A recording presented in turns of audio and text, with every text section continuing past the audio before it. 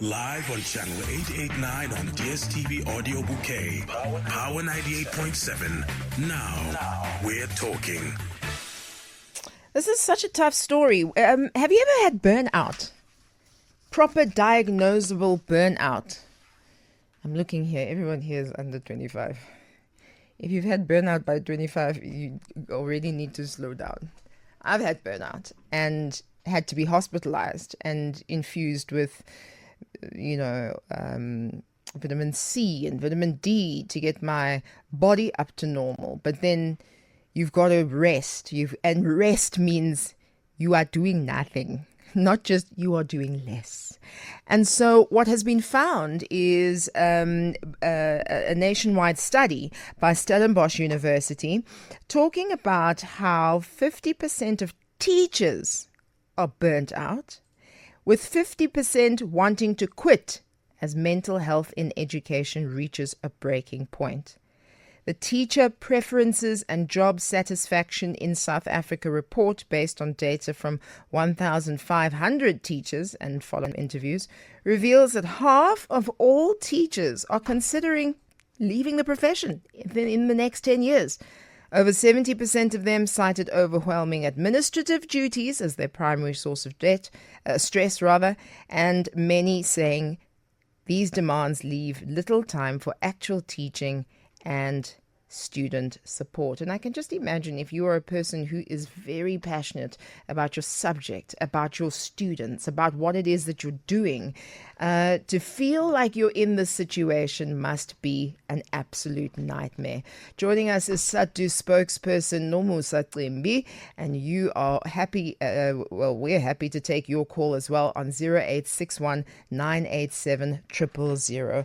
Nomusa, thank you very much for talking to us on behalf of the teachers, I suppose. And this report, let's start with that 50% of teachers who just have had enough. They want to leave within the next decade. What does this say about the entire ecosystem in which they're operating?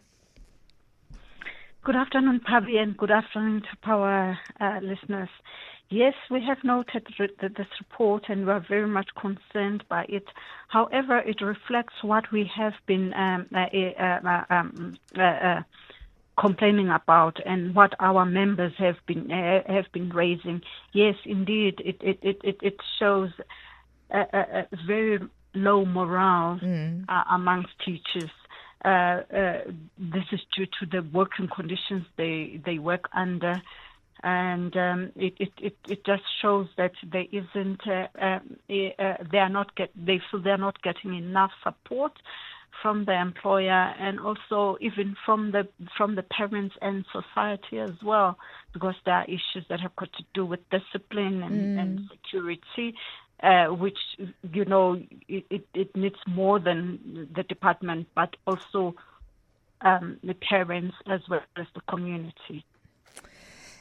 And you're absolutely right, because I'm just immediately thinking of that school that burnt out in Rivoli, right? And you can just imagine then the teachers have to come back and be psychologists and be construction workers, because now, new containers are going to be put in places. The teachers have to go above and beyond. And a thing that was complained about in this survey was the administrative overload.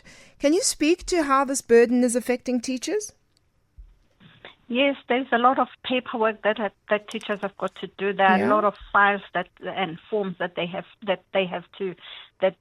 fill in to show, and there's a lot of preparation. They have to prepare, make lesson plans, make various preparations and attend meetings. They may be subject meetings where they moderate or their work is being moderated, and there's a lot of work staff meetings, phase meetings, and they need to prepare for that, and that affects the time that they need to give to the actual teaching time, being in front of the learner.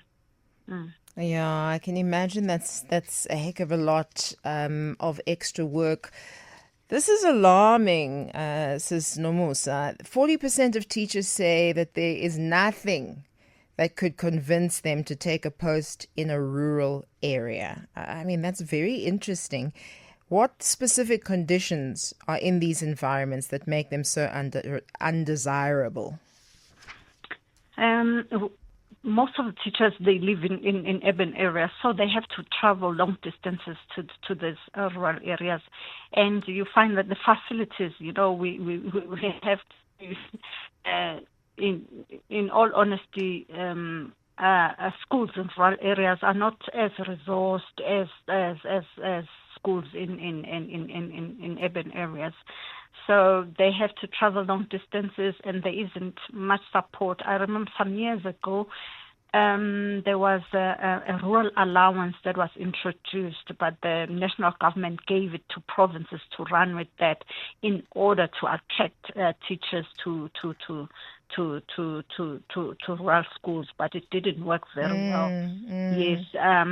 So I mean, if a teacher cannot travel every day, then that teacher will have to stay in that area, and there isn't any support from government as to like housing support for the teacher to stay in that area. So really, a lot would not want to go in to be in those places because of that. We find that. Like doctors, they do have support if they work in rural areas, but teachers do not have that. That's very interesting. So the support is necessary. It almost also sounds a bit like almost organization, right? Formalization of those types of things, like the support of where you're going to live and how it's going to come through. But also salaries for teachers aren't the same as salaries for doctors. Yes, they earn lesser salaries than doctors, and then it means they'll have to dig in their pockets to find accommodation, to pay for their travel, and they cannot cope with that. So that's why most would not want to work in those areas. Okay, now let's talk about the burnout itself. All right, what are we seeing in terms of teachers, their mental health, and how this has become such a big call that we know for sure there'll be long-term impact? Yes. First, it's the morale. It's low, and when you have that low morale, you become detached to what you have to do, and you end up working like a robot. The teaching profession, you need to have the passion for what you do. But if you are teaching in an overcrowded classroom where you get a very little support and all, you end up just doing the basic that you can do. And at the end of the day, it doesn't benefit the learners. It doesn't benefit the profession. So, and the department should provide psychological support, services, even social work service, because teachers not only teach, they end up being psychologists, being counselors to the learners they teach. Learners come to school not having eaten. They come to school with problems in the home, and then the teacher has got to be a counselor, a social worker, on top of the work that they have to do, which is to teach. And that takes a toll on them, and they do need support, such support as the psychological support or social work support for them to cope or to have resilience. And be able to work and perform to the best of their ability. And we know they don't, right? Teachers don't. And also our classrooms are so full. And so it becomes more and more challenging to be able to even catch your breath. You probably can't as a teacher during the day. So this report is calling for expanded mental health support for teachers and for pupils as well. I think the entire school system needs a lot of help. But in practical terms, what does SADTU believe should be done? What should be implemented immediately to start turning this crisis around, Nomusa? We fully agree with that report. Teachers, as well as learners, they need a lot of mental support. But what the department can do is to put more resources into education. We are experiencing a problem with budget cuts, which are leading to posts not being filled. And then a teacher has got to teach in overcrowded classroom because there are not enough teachers. And when a teacher goes on leave or maternity leave, you find that no substitute teacher is employed to work on that space. So this overcrowding does take a lot of mental toll on the teachers. So we are saying government should also look at stopping budget cuts and so that they can employ more teachers, so they can build more schools, so that they can provide resources. Schools do not have, in townships and rural areas, do not have libraries, do not have laboratories. So teachers have got to come up with their own measures as to how they can fill those gaps if they don't have laboratories, if they don't have libraries. And that really takes a toll on the teacher. So we are saying government should really fund education to assist teachers to work better, and also should look at the mental well-being of teachers, provide those social psychosocial support to both the teachers and the learners. Okay, let's squeeze Stephen in before we go to the news. Hi, Ndata Steve.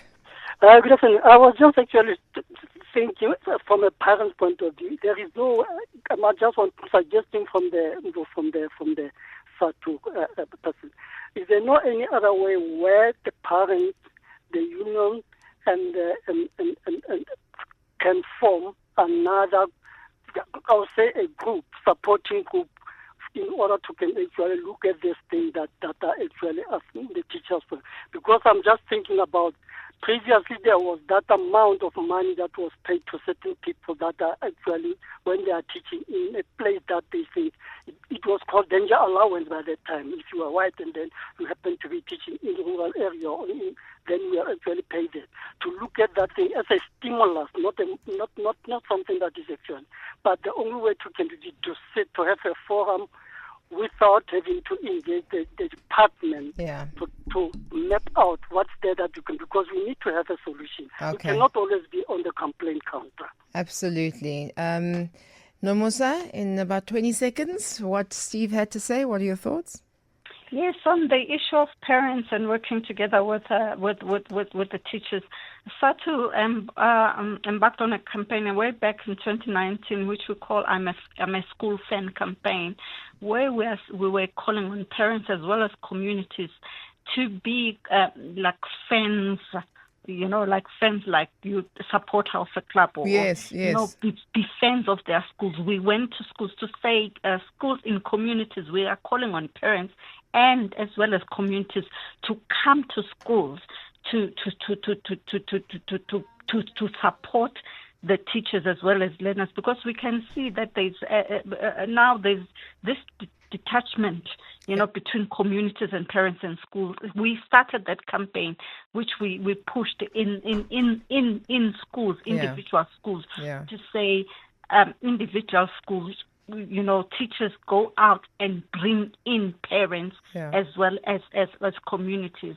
In some places it did work, and in other places it didn't work. A lot needs to be done to bring in communities as well as parents back into the school. We engaged on that, and we are still on that campaign. Unfortunately, we do have to leave it there. But Sis Nomusa, thank you very much for talking to us on behalf of SATU. And I urge you to go and check out this Stellenbosch University study. It was done nationwide, about 1,500 teachers. And I know you guys are like, whenever there's a study, who paid for the study? How many people are in the study? And I agree with you, but go and check it out, because I think that it says a lot about what's happening in schools and what pressure we put on teachers.